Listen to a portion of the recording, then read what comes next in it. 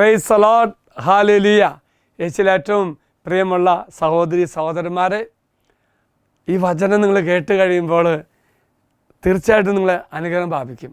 അതുമാത്രമല്ല, നീ ഇപ്പോൾ ആഗ്രഹിക്കുന്ന രീതിയിൽ അനുഗ്രഹം അതിൻ്റെ ഇരട്ടിയിൽ കർത്താവ് തരണമെങ്കിൽ ഈ വചനം മറ്റു മക്കളുമായി പങ്കുവെക്കണം കേട്ടോ. ഇന്ന് നമ്മൾ ധ്യാനിക്കുന്ന വചനഭാഗം സഭാപ്രസംഗൻ 8:6. മനുഷ്യജീവിതം ഭാരത്തിന് അടിമപ്പെട്ടതെങ്കിലും ഓരോന്നിനും അതതിൻ്റെ സമയവും നീതിയുമുണ്ട്. വിശുദ്ധ പോളികാർപ്പ് പറയുന്നത്, കർത്താവിൻ്റെ ഔദാര്യത്താൽ പരസ്പരം സഹായിക്കുവിൻ, ആരെയും നിന്ദിക്കരുത്. നിങ്ങൾക്ക് നന്മ ചെയ്യുവാൻ അവസരം ലഭിക്കുമ്പോൾ അത് ഉപേക്ഷിക്കരുത്. പ്രിയമുള്ളവരെ, എങ്ങനെയാണ് ദൈവത്തിൻ്റെ അനുഗ്രഹം പ്രാപിക്കാൻ സാധിക്കുക? ദൈവം നീതിയോടെ നമ്മോട് പെരുമാറണമെങ്കിൽ മറക്കരുത്, ദൈവം എപ്രകാരം നമ്മെ സഹായിക്കുന്നോ അതുപോലെ നാമും ഔദാര്യത്തോടുകൂടി പരസ്പരം മറ്റുള്ളവരെ സഹായിക്കണം, ആരെയും നിന്ദിക്കരുത്. ദൈവം നമുക്ക് ഒത്തിരി നന്മ ചെയ്തുവെങ്കിൽ മറ്റു മക്കൾക്കും നാം നന്മ ചെയ്യണം. അങ്ങനെ അവസരം കിട്ടുമ്പോൾ ഉപേക്ഷിക്കരുത് പ്രിയമുള്ളവരെ, അത് വലിയ പുണ്യമായി മാറും. ജീവിതത്തിലെ സമയത്തിൻ്റെയും പ്രക്രിയയുടെയും പ്രാധാന്യം ഇവിടെ ഊന്നി പറയുക. എല്ലാ സാഹചര്യങ്ങളും കൈകാര്യം ചെയ്യുവാൻ ശരിയായ സമയവും മാർഗവുമുണ്ട്. അതുകൊണ്ട് ജ്ഞാനം ഒരു വഴികാട്ടിയാണ്. ജീവിതത്തിൻ്റെ സങ്കീർണതകൾ കണ്ടെത്തുവാനും ശരിയായ തീരുമാനങ്ങൾ എടുക്കുവാനും ദൈവം നമ്മെ സഹായിക്കും. അത് ദൈവിക ജ്ഞാനത്തിലൂടെയാണ്. അപ്രതീക്ഷിതമായ കാര്യങ്ങൾ ജീവിതത്തിൽ ഉണ്ടാകുമ്പോൾ അത് നേരിടുവാൻ ഒരുങ്ങിയിരിക്കണം. എന്നും പലപ്പോഴും പ്രവചനാതീതമായ പലതും നമ്മുടെ ജീവിതത്തിൽ ഉണ്ടാകില്ലേ? അപ്രതീക്ഷിതമായ പല കാര്യങ്ങൾ, സാഹചര്യങ്ങൾ നമ്മുടെ ജീവിതത്തിൽ ഉണ്ടാകും. അപ്പോഴൊക്കെ ദൈവിക ജ്ഞാനം ഉണ്ടാകുമ്പോൾ അത് നമ്മെ സഹായിക്കും.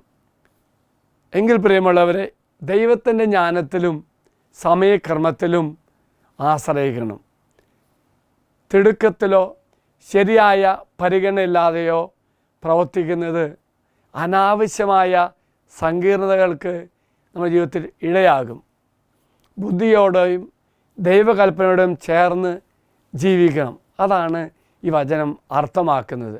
പ്രത്യേകിച്ച് അനിശ്ചിതത്വങ്ങളിലൂടെ കടന്നു പോകുമ്പോൾ, അഭിമുഖീകരിക്കുമ്പോൾ ജ്ഞാനപൂർവം ദൈവകൽപ്പനയുമായി പൊരുത്തപ്പെട്ട് ജീവിക്കുവാൻ ഇത് നമ്മെ സഹായിക്കും, അനുഗ്രഹിക്കും.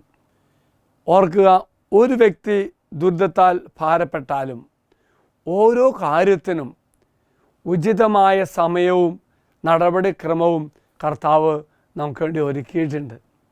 കർത്താവിൽ സമർപ്പിച്ചുകൊണ്ട് ദൈവം ഒരുക്കുന്ന സമയക്രമത്തോട് ചേർന്ന് നിന്നുകൊണ്ട് ഉത്കണ്ഠകളെല്ലാം ദൈവത്തിലേക്ക് സമർപ്പിച്ച് പ്രാർത്ഥിക്കുമ്പോൾ എല്ലാം നന്മയായി നമ്മുടെ ജീവിതത്തിൽ മാറുകയും ചെയ്യും.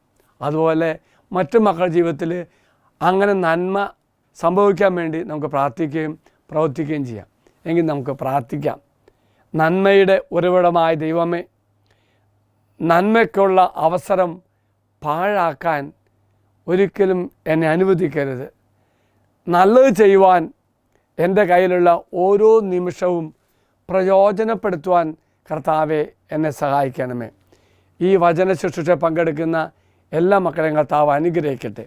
പരസ്പരം സഹായിക്കുവാനും നന്മ ചെയ്യുവാൻ മടുപ്പ് കൂടാതെ മറ്റു മക്കളെ സഹായിക്കുവാനും ദൈവമേ ഞങ്ങളെ അനുഗ്രഹിക്കട്ടെ.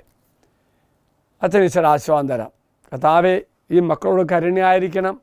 ഈ ദിവസം നിൻ്റെ നന്മയിൽ ജീവിക്കുവാൻ ഇവരെ സഹായിക്കണം. ഇവർ കണ്ടുമുട്ടുന്ന മക്കൾക്ക് നന്മ ചെയ്യുവാനും നന്മയിൽ അവരും നിലനിൽക്കാനുള്ള കൃപ ആ മക്കൾ ലഭിക്കുവാൻ വേണ്ടി ഞങ്ങൾ പ്രാർത്ഥിക്കുന്നു. ഈ വചനം ശ്രവിക്കുന്ന ഓരോ മക്കളെയും കർത്താവ് അനുഗ്രഹിക്കട്ടെ.